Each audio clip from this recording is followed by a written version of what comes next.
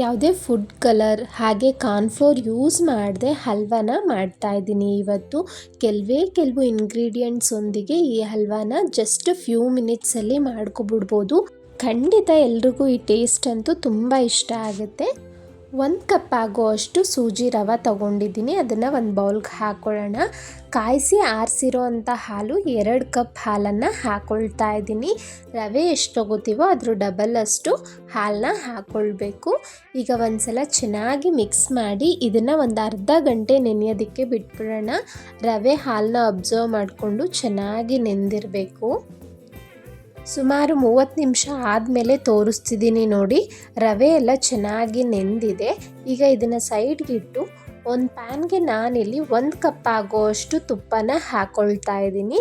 ನೀವು ಬೇಕಾದರೆ ಅರ್ಧ ತುಪ್ಪ ಅರ್ಧ ಎಣ್ಣೆನ ಯೂಸ್ ಮಾಡ್ಬೋದು. ಇಲ್ಲಿ ತುಪ್ಪ ಎಲ್ಲ ಒಂಚೂರು ಬಿಸಿ ಆಗ್ತಿದ್ದಂತೆ ಒಂದು ಸ್ವಲ್ಪ ಗೋಡಂಬಿನ ಈ ರೀತಿ ಗೋಲ್ಡನ್ ಬ್ರೌನ್ ಆಗೋ ತನಕ ಫ್ರೈ ಮಾಡ್ಕೊಂಡಿದ್ದೀನಿ. ನೀವು ಯಾವ ಡ್ರೈ ಫ್ರೂಟ್ಸ್ ಬೇಕಾದರೂ ಹಾಕ್ಕೊಳ್ಬೋದು.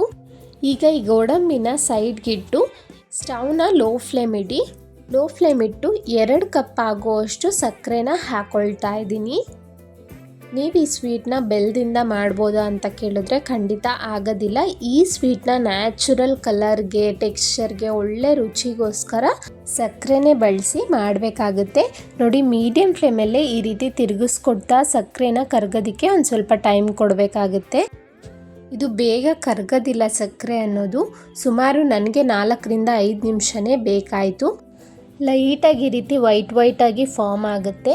ನಂತರ ಸಕ್ಕರೆ ಕರಗ್ತಾ ಬರುತ್ತೆ ಲೈಟಾಗಿ ಈ ರೀತಿ ಗೋಲ್ಡನ್ ಬ್ರೌನ್ ಆಗ್ತಾ. ಇನ್ನೂ ಸಕ್ಕರೆ ಕಂಪ್ಲೀಟಾಗಿ ಮೆಲ್ಟ್ ಆಗಿಲ್ಲ. ಮತ್ತೆ 1ರಿಂದ 2 ನಿಮಿಷ ತಿರುಗಿಸ್ಕೊಡ್ತಾ ಇದ್ದರೆ ನಿಮಗೆ ಕ್ಯಾರಮೆಲ್ ಕಲರು ಬರುತ್ತೆ. ಹಾಗೆ ಕಂಪ್ಲೀಟಾಗಿ ಮೆಲ್ಟ್ ಆಗಿದೆ ನೋಡಿ. ಈಗ ಪರ್ಫೆಕ್ಟ್ ಆಗಿದೆ. ಈಗ ಸ್ಟವ್ನ ಆಫ್ ಮಾಡ್ಕೊಳ್ಳಿ. ಇದಕ್ಕಿಂತ ಜಾಸ್ತಿ ಟೈಮ್ ನೀವು ಹಾಗೆ ಬಿಟ್ಬಿಟ್ರೆ ಕಹಿ ಬಂದ್ಬಿಡುತ್ತೆ ಆ ಕ್ಯಾರಮೆಲ್ ಅನ್ನೋದು. ಈಗ ಸ್ಟವ್ನ ಆಫ್ ಮಾಡಿಕೊಂಡು ನಿಧಾನಕ್ಕೆ ಹುಷಾರಾಗಿ ಹಾಕಿ, ಯಾಕೆ ಅಂದರೆ ತುಂಬಾ ಬಿಸಿ ಇರೋದ್ರಿಂದ ನಾವು ಹಾಲು ಮತ್ತು ಆ ರವೆ ಮಿಶ್ರಣ ಹಾಕಿದಾಗ ಹಾರೋ ಚಾನ್ಸಸ್ ಇರುತ್ತೆ. ಹುಷಾರಾಗಿ ಹಾಕೊಳ್ಳಿ. ಹಾಕಿದ್ಮೇಲೆ ನೀವು ಸ್ಟವ್ನ ಹಚ್ಚಿ ಲೋ ಟು ಮೀಡಿಯಮ್ ಫ್ಲೇಮ್ ಇಟ್ಕೊಂಡು ಎಲ್ಲವನ್ನು ಚೆನ್ನಾಗಿ ಮಿಕ್ಸ್ ಮಾಡ್ಕೋಬೇಕು. ನಾವು ಹಾಕಿರೋ ಅಂಥ ರವೆ ಹಾಲು ಮಿಶ್ರಣ ಏನಿದೆ ಅದು ತುಪ್ಪ ಮತ್ತು ಸಕ್ಕರೆ ಜೊತೆ ಚೆನ್ನಾಗಿ ಹೊಂದ್ಕೋಬೇಕು. ನಿಮ್ಗೆ ಹಾಕಿದ ತಕ್ಷಣ ಹೊಂದ್ಕೊಳ್ಳೋದಿಲ್ಲ ನೋಡಿ. ಮೀಡಿಯಮ್ ಫ್ಲೇಮ್ ಇಟ್ಕೊಂಡೇ ಕಂಟಿನ್ಯೂಸ್ ಆಗಿ ಈ ರೀತಿ ತಿರುಗಿಸ್ಕೊಡ್ತಾ ಇರಬೇಕು. ಚೆನ್ನಾಗಿ ಆ ತುಪ್ಪ ಸಕ್ಕರೆ ಎಲ್ಲವನ್ನು ರವೆ ಅಬ್ಸರ್ವ್ ಮಾಡ್ಕೊಳ್ಳುತ್ತೆ. ಒಂಚೂರು ಟೈಮ್ ಕೊಡಬೇಕು ನಾವು. ಮಿಕ್ಸ್ ಮಾಡ್ತಿರ್ಬೇಕಾದ್ರೆ ಸೌಟಿಂದ ಜಸ್ಟ್ ಸ್ಮ್ಯಾಶ್ ರೀತಿ ಮಾಡ್ಕೊಂಡು ಇದನ್ನು ತಿರುಗಿಸ್ಕೊಡ್ತಾ ಇರಿ. ನೀವು ನೋಡ್ಬೋದು ಸಣ್ಣ ಉಂಡೆಗಳು ಕಾಣ್ತಿದೆ ಅಲ್ಲ, ಅಷ್ಟಿದ್ರೆ ಪರವಾಗಿಲ್ಲ. ಇದನ್ನು ಚೆನ್ನಾಗಿ ಬೇಯಿಸೋದ್ರಿಂದ ಆ ರವೆ ಎಲ್ಲವನ್ನು ಅಬ್ಸರ್ವ್ ಮಾಡ್ಕೊಳ್ಳೋದ್ರಿಂದ ಏನೂ ಪ್ರಾಬ್ಲಮ್ ಇಲ್ಲ. ನಿಮಗೆ ಹೇಗೆ ಗೊತ್ತಾಗುತ್ತೆ ಈ ಹಲ್ವಾ ರೆಡಿ ಇದೆ ಅಂದರೆ ನಾನು ಹೇಳ್ತೀನಿ. ನೆಕ್ಸ್ಟು ಎಲ್ಲೂ ಸ್ಕಿಪ್ ಮಾಡದೆ ನೋಡ್ತಾ ಇರಿ. ಒಂದು ಸಣ್ಣ ರಿಕ್ವೆಸ್ಟ್, ಸವಿ ಕಿಚನ್ ಕನ್ನಡಗೆ ಯಾರೆಲ್ಲ ಸಬ್ಸ್ಕ್ರೈಬ್ ಆಗಿಲ್ಲ ಪ್ಲೀಸ್ ಸಬ್ಸ್ಕ್ರೈಬ್ ಮಾಡಿ. ಹಾಗೆ ಬೆಲ್ ಐಕಾನ್ ಕ್ಲಿಕ್ ಮಾಡಿ ಡೈಲಿ ಅಪ್ಡೇಟ್ಸ್ಗಾಗಿ. ನನ್ನ ಚಾನಲಲ್ಲಿ ಆಲ್ರೆಡಿ ಹಲವಾರು ರೀತಿಯ rice varieties, instant dosa, idli recipes ಎಲ್ಲವೂ ಇದೆ. ಇಂಟ್ರೆಸ್ಟ್ ಇರೋರು ಚೆಕ್ ಮಾಡ್ಬೋದು. ಇಲ್ಲಿ ಸುಮಾರು 7ರಿಂದ 8 ನಿಮಿಷ ಆದಮೇಲೆ ತೋರಿಸ್ತಾ ಇದ್ದೀನಿ. ಆಗಲೇ ಎಲ್ಲ ತುಪ್ಪ ಅಥವಾ ಸಕ್ಕರೆ ಏನಿದೆ ಅದು ಹೊಂದ್ಕೊಳ್ಳದೆ ಮೇಲೆ ತೇಲ್ತಾ ಇತ್ತು ಅಲ್ವಾ. ಈಗ ನೋಡ್ಬೋದು ಚೆನ್ನಾಗಿ ರವೆ ಜೊತೆ ಹೊಂದ್ಕೊಂಡಿದೆ. ಈ ಕನ್ಸಿಸ್ಟೆನ್ಸಿ ಬರಬೇಕು. ಇದಕ್ಕೆ ಒಂದು 1/2 ಟೀ ಸ್ಪೂನ್ ಆಗೋಷ್ಟು ಏಲಕ್ಕಿ ಪುಡಿ ಹಾಕ್ಕೊಳ್ಳಿ. ಒಳ್ಳೆ ಘಮ ಬರುತ್ತೆ, ಒಳ್ಳೆ ಫ್ಲೇವರ್ ಇರುತ್ತೆ. ನಾನು ಹಾಕಿದ್ದೀನಿ ಬಟ್ ಆ ಕ್ಲಿಪ್ ಮಿಸ್ ಆಗಿಬಿಟ್ಟಿದೆ, ಅದಕ್ಕೋಸ್ಕರ. ನೋಡಿ, ಈ ಕನ್ಸಿಸ್ಟೆನ್ಸಿ ಬಂದಮೇಲೆ 1-2 ನಿಮಿಷ ಲೋ ಫ್ಲೇಮಲ್ಲೇ ತಿರುಗಿಸ್ಕೊಡ್ತಾ ಇದ್ದರೆ ಹಲ್ವಾ ಏನಿದೆ ಪ್ಯಾನಿಂದ ಸಪ್ರೇಟ್ ಆಗುತ್ತೆ. ಈ ರೀತಿ ಪ್ಯಾನ್ಗೆ ಅಂಟ್ಕೊಳ್ಳಲ್ಲ ಒಂದು ಸ್ವಲ್ಪನೂ. ಈ ರೀತಿ ಆಗ್ತಿದ್ದಂತೆ ನೀವು ಸ್ಟವ್ನ ಆಫ್ ಮಾಡ್ಕೋಬೋದು.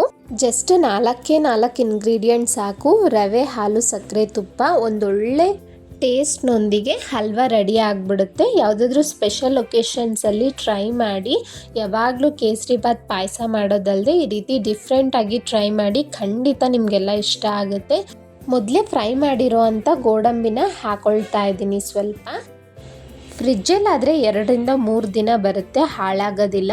ನೀವು ಹಾಗೆ ಒಂದಿನ ಫುಲ್ಲು ಇಟ್ಟು ಇದನ್ನು ಎಂಜಾಯ್ ಮಾಡ್ಬೋದು. ಖಂಡಿತ ತುಂಬ ಚೆನ್ನಾಗಿರುತ್ತೆ. ಒಂದ್ಸಲ ಟ್ರೈ ಮಾಡಿ. ನಿಮ್ಗೆ ಹೇಗೆ ಬಂತು ಅಂತ ನನಗೆ ಕಮೆಂಟ್ನಲ್ಲಿ ತಿಳಿಸೋದನ್ನು ಮರಿಬೇಡಿ. ಈ ಹಲ್ವಾ ಅಂತೂ ನಮ್ಮನೇಲಿ ಫೇವ್ರೆಟ್ ಅಂತ ಹೇಳ್ಬೋದು. ಟೇಸ್ಟು ಟೆಕ್ಸ್ಚರು ಎಲ್ಲ ತುಂಬ ಚೆನ್ನಾಗಿತ್ತು. ನೋಡ್ತಿದ್ರೇ ಹಾಗೆ ತಿನ್ನಬೇಕು ಅನಿಸುತ್ತೆ ಅಲ್ವಾ. ಈ ವಿಡಿಯೋ ಇಷ್ಟ ಆಗಿದ್ರೆ ಪ್ಲೀಸ್ ಲೈಕ್ ಮಾಡಿ, ಹಾಗೆ ನಿಮ್ಮ ಫ್ಯಾಮಿಲಿ ಫ್ರೆಂಡ್ಸ್ಗೆ ಶೇರ್ ಮಾಡಿ. ಈ ಮಕ್ಕಂಡಿ ಹಲ್ವಾ ನಿಮ್ಗೆ ಹೇಗೆ ಬಂತು ಅಂತ ಕಮೆಂಟ್ನಲ್ಲಿ ತಿಳಿಸೋದನ್ನು ಮರಿಬೇಡಿ. Thank you so much for watching.